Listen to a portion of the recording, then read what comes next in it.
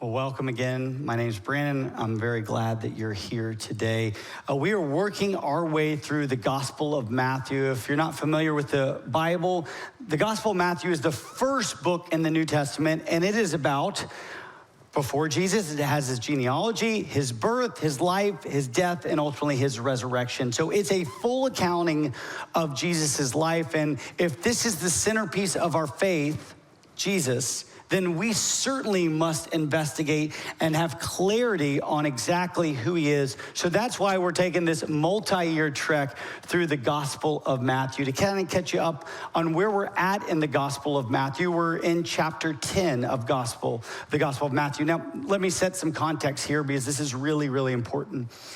Jesus is at really kind of the height of his popularity. If you want to put Jesus on the map, he's already calmed storms, he's healed diseases, he's healed those that were demon possessed, he's teaching with authority, and so people are gathering around him by the thousands. They go, something is fundamentally different about this man Jesus. The way he teaches, the miracles he's performing, there's something captivating about him, and so they are drawn to Jesus, all kinds of people, and he is at the height of his popularity. Now, in the minds of the disciples, here's what they're thinking. Jesus, you're about to usher in the kingdom again. Israel is about to be reestablished. We're going to overthrow these rotten Roman people that are oppressing us. We're going to do away with them, and you're going to establish the kingdom. You're going to sit on the throne, and we're going to sit all around you. In their minds, this is where everything was heading. Jesus is popular. He's showing authority in every arena. Clearly, this is the next step. Then he goes, hey, I'm about to send you out, so gather near. And they're like, oh, yeah, you are. This is when we're going to do this thing. It's finally going to happen. And so they're ready to go out in his authority and power. And he gives the most unexpected speech possible. He goes, hey, I'm going to send you out, but here's the thing. I'm going to send you out as sheep in the midst of wolves. In their mind, they're like, wait, we're the sheep. We're going to go out into dangerous places like sheep going to where there are wolves. Yep. He goes, also, you're going to be hated, betrayed, and persecuted. And they're like, whoa. It's almost like the record stopped. Like good music is playing, we're about to take it over. Romans are out of here. And then they're like, wait. We're going to be hated and persecuted. We're the sheep. They're the wolves. You're going to send us out into danger. Yes, the most unlikely conversation happens. And so we're in the middle of this conversation. He's just told them these things, and they're a little confused. And today we're going to continue that conversation. But before we get there, I want to tell you a story about a movie that my family just watched. It's called The Mission. It's a documentary about this man named John Chow. I don't know if you've heard of John Chow before, but I gathered the family, and if you have older kids, I would encourage you, gather the family, watch this movie, as long as your kids are a little bit older, because it certainly deals with mature content. John was an adventurer. It tracks his early childhood days, and you could just sense that this guy loves adventure, and also he loves the Lord. So what happens when people love adventure and love the Lord? They're great missionaries. And so this guy became a just phenomenal missionary. He went to places like Africa and Mexico. He had a heart for missions. He wanted to go into the dangerous spots, and he wanted to tell people about Jesus. Well, what happened in his missionary travels and research and studying is he began to cultivate a heart for an unreached people group. What we mean by unreached people group is these people have no church presence, they've never heard the name of Jesus, and he felt compelled that I have to go tell these people about Jesus because guess what? He is the hope for their eternity. Now the people are called the Sentinelese, and they're right off the coast of India. They're on this remote island. Now this island is not big, but they have no outside contact. So when you talk about like going back into the Stone Age, these people are there. They have no technology, no outside interactions. It's an island that's about 5 miles by 4 miles. So 20 square miles is the size of this island in which this people group lives on. And they're often hostile. If there's an outsider that attempts to come onto the island, there's been many recordings of them actually killing the outsiders that come onto the island. So they're hostile to outsiders coming on. Matter of fact, this all led to the local government saying it's illegal to even get close to the island. They're hostile. They want to be left alone. Fine, everybody leave them alone. But John goes, these people need Jesus. And so what he did in 2018 of October of 2018 is he actually moved to an island that's really, really close to this unreached island. And he began to prepare. He had done years and years of studying. I want to know these people. I want to know everything that we know about these people. I want to know, and I want to know how to make contact with them. And so he moved there, and he began to prepare for his initial contact. And he went on some expeditions around the island just to kind of get a good frame of reference. And then his initial contact was this: I'm going to give them gifts. I'm going to give them pictures that are communicating that I'm not coming to do any harm. I just simply am coming safely and to tell them about God. And so he attempted to go onto the island in November of 2018, but he was met with hostility. And so he's like, all right, take me back, because he was paying these fishermen, these local fishermen, money to take him illegally to this island. So the next day, he's like, all right, I want to try it again. So he pays these fishermen, and they only would go so close to the island. And then he gets out in a canoe, and he begins to canoe closer. And of course, what do these people do? They gather on the shoreline. And he's got his waterproof Bible. He's got a fish and some gifts for them, because again, he wants to say, hey, I'm coming in peace. I'm not here to harm anybody. Here's some gifts. There's a young boy that has a bow and arrow. And the boy, as he's attempting to make contact with them, as he's getting closer, attempting to tell them about Jesus, shoots the arrow. The arrow goes right through the Bible that he's holding right by his heart and almost pierces him. So he retreats. The next day he goes, all right, here's what I want you fishermen to do. I want you to drop me off. Then I want you to leave. And so they take him to the same spot. He gets out in his canoe and he begins to go back to the island. He says, listen, I'm willing to give my life. This is his exact words. The eternal lives of this tribe is at hand. I think it's worthwhile to declare Jesus to these people. Please do not be angry at them or at God if I get killed. Don't retrieve my body. So this is the perspective and mindset that John Chow has as he is attempting to reach these people. And so on that fateful day, it was November 17th of 2018, he says, it's time for you guys to go. He sends off the fishermen. He canoes up there. The next day, they are really interested in what has happened to John, and they see the tribe carrying a body dressed exactly like John and bearing it. John was never seen alive again, and he ultimately gave his life for this people group, or to reach this people group. Now, the documentary, The Mission, again, I encourage you to watch it. It interviews non-Christians and Christians and secularists and historians and former missionaries. It interviews a lot of different people, and essentially it puts you in this tension. There's two schools of thought. The first thought is this man bold and courageous, willing to give his life to share the good news of Jesus with others?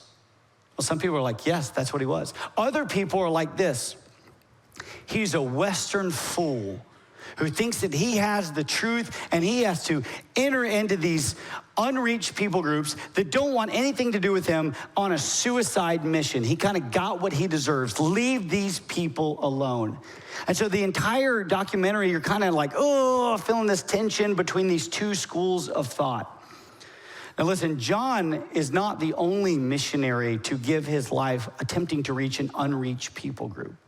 Some of you have seen the famous movie, The End of the Spear, and it tracked Jim Elliot, Ed McCauley, Nate Saint, Peter Fleming, these guys right here. And they were attempting to reach a remote people group in the jungles. And so they actually had to fly in to reach these people. These people grew up, they had no outside contact, and they ultimately gave their life attempting to share the good news of Jesus with these people. So what are these people? Are they fools? Or are they bold and courageous? I think the words of Jesus in Matthew 10 actually help give us some clarity on exactly how to answer this question. And so in Matthew chapter 10, verse 26 through 28, he starts by saying this: so have no fear of them. Remember, he just told his disciples, you're gonna be persecuted, you're gonna be hated, you're gonna be betrayed. Have no fear of them. For nothing is covered that will not be revealed, or hidden that will not be known. What I tell you in the dark, say in the light, and what you hear whispered, proclaim on the housetops. And do not fear those who kill the body, but cannot kill the soul. Rather, fear him who can destroy both soul and body in hell. Now, what Jesus is doing is he's first talking about fear. So he just told his disciples, right? You're gonna be persecuted, betrayed, and hated. So what's naturally gonna be the response? I'm gonna have a little bit of fear inside of me if that's what's to come.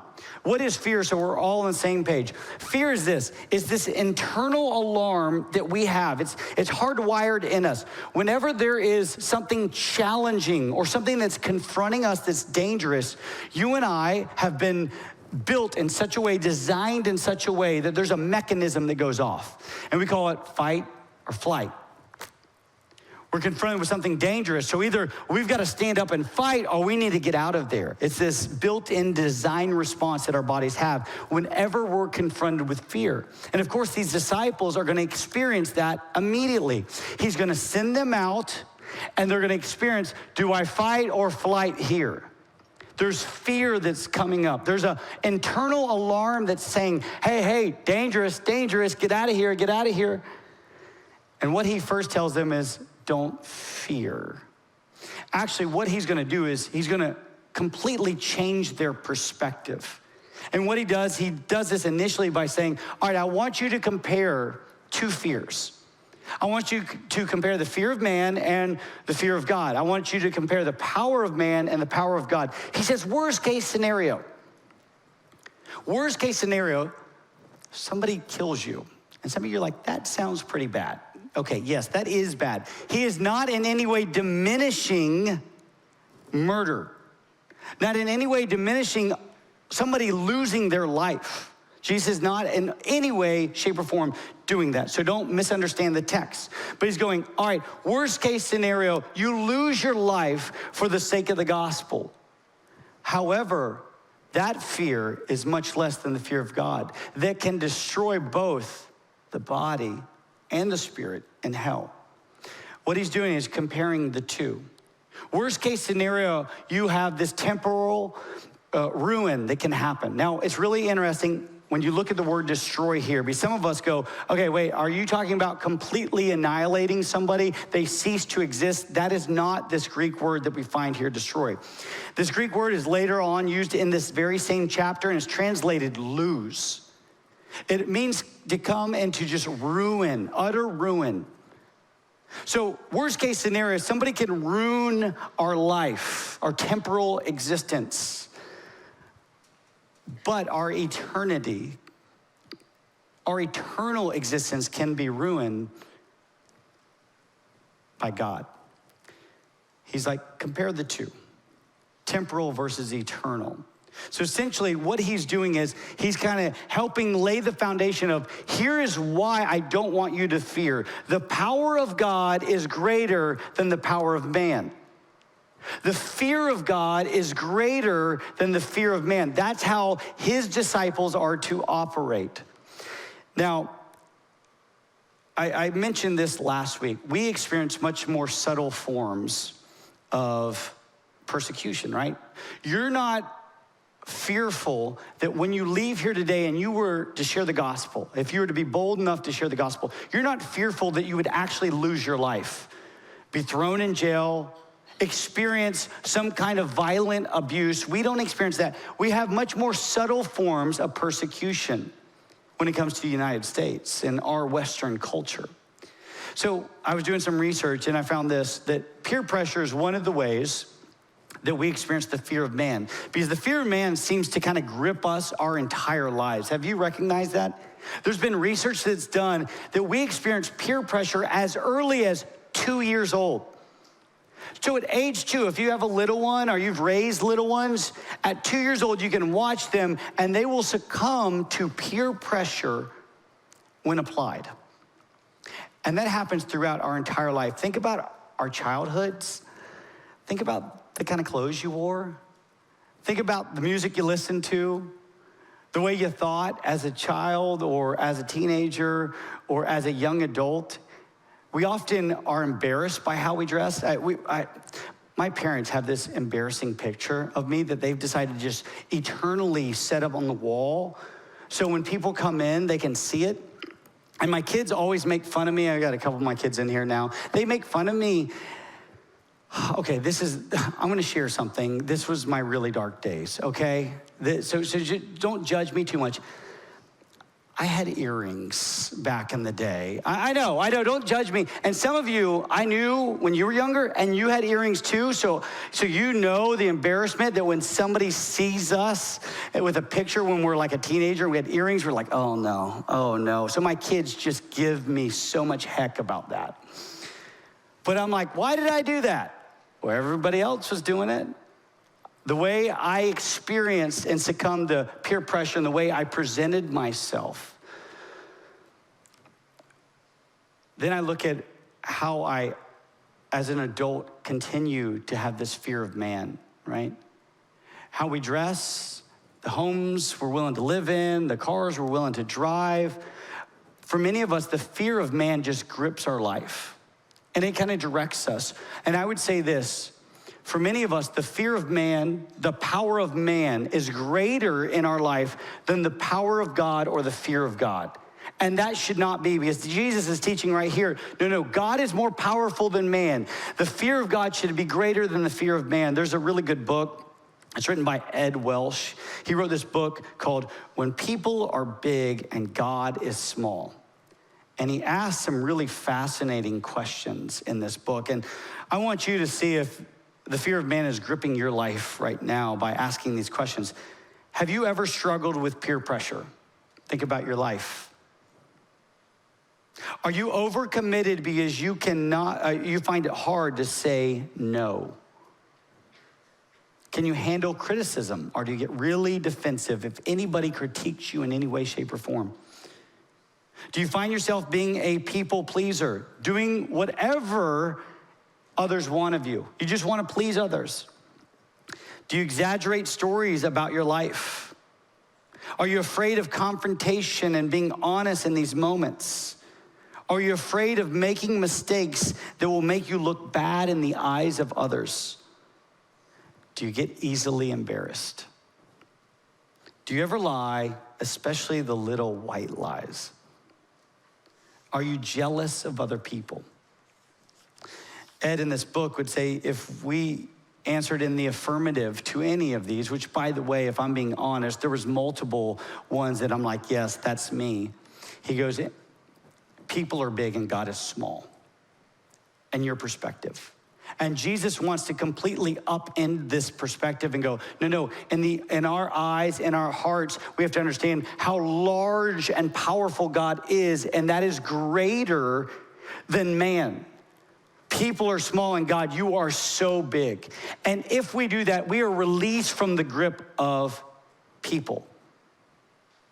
Here in a few moments, we're gonna sing, I'm no longer a slave to fear. I'm a child of God. Well, why? We've been released from that fear because of our Father in heaven, who is mightier and stronger and weightier than any person we could ever experience persecution through. So he goes, hey, as you go out, you're gonna experience hate, betrayal, persecution. We experience subtle forms of this. I want you to see just how large God is compared to people. Then he's not done. He's gonna continue on, verse 29. Are not 2 sparrows sold for a penny? And not one of them will fall to the ground apart from your Father. But even the hairs on your head are all numbered. Fear not, therefore, you are of more value than many sparrows. Back then, you would offer up sacrifices. You would go to the temple if you were a good Jew, and you would offer up sacrifices. And if you couldn't afford a large sacrifice, well, maybe you could afford the smaller sacrifice. And these smaller sacrifices were these right here. And they would have bogos on them, you know, buy one sparrow, get one free. Only a penny. Now, in that day, it would essentially translate to about 1/16 of one day's wage. So if you wanted to buy 2 sparrows, it would only cost you 1/16 of a daily wage for you. Relatively inexpensive, and you could offer it up. He goes, what is deemed insignificant in your eyes, I know and see every single sparrow. Then he goes, hey, the numbers on your head. Now, I'll go ahead and preface this. For some of you, this is really easy to number. Pastor Matt, we know, it's pretty easy to number the hairs on his head. Now, or counting. Now, interesting, he doesn't use the word counted. He uses the word numbered. Because counted, you have tens of thousands of hairs on your head. But he says the word numbered, meaning each one is uniquely known and has a unique designation to God. Every single hair is numbered by him. And he goes, okay, if these sparrows that are insignificant, that have really no value in your eyes, and yet I know and see all of them, if the number of hairs on your head are numbered, how much more valuable are you? Essentially what he's saying is, my care for you helps you face the opposition that you will encounter. I remember years ago when my kids were smaller and they would want to do something that was a little bold in their mind. Now, granted, if I look back on it, it wasn't that bold. It was like, hey, Dad, would you catch me when I jump in the pool because I don't know how to swim?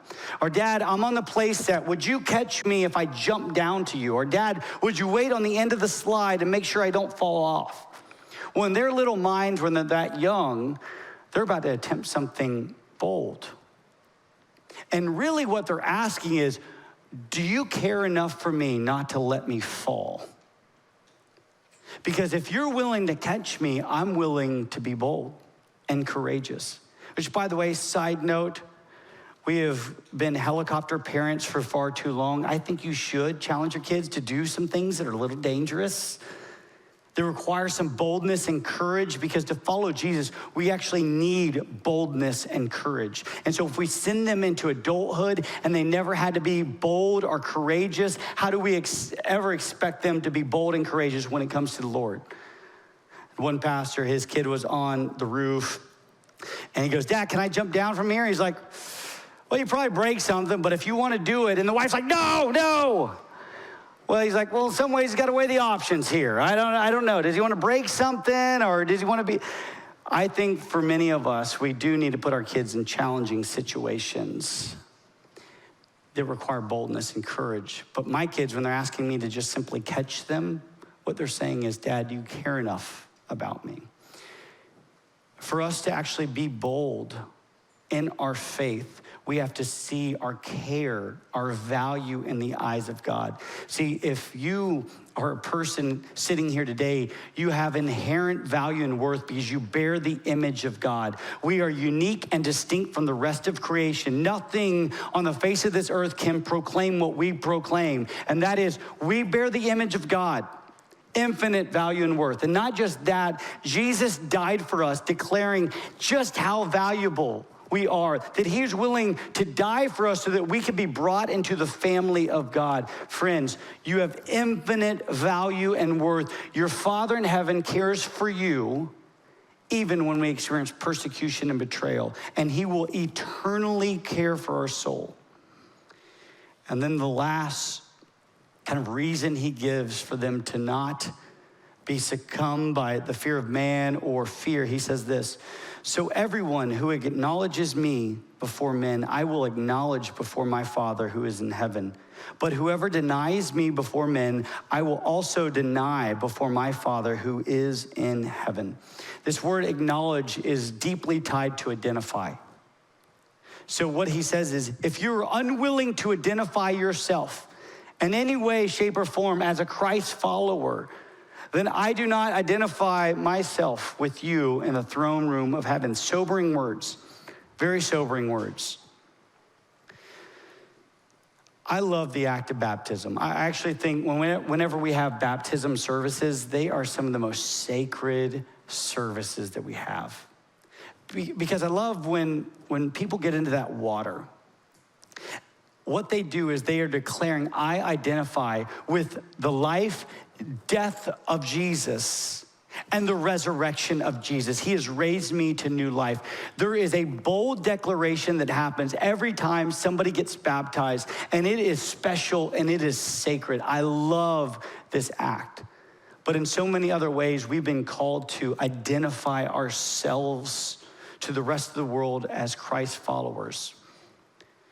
Jesus, he has two really important ministries right now. In heaven, he has two important ministries and titles. The first is he's a high priest. You're like, what is that? Well, essentially, we need a mediator between a holy, righteous God and a sinful people, us.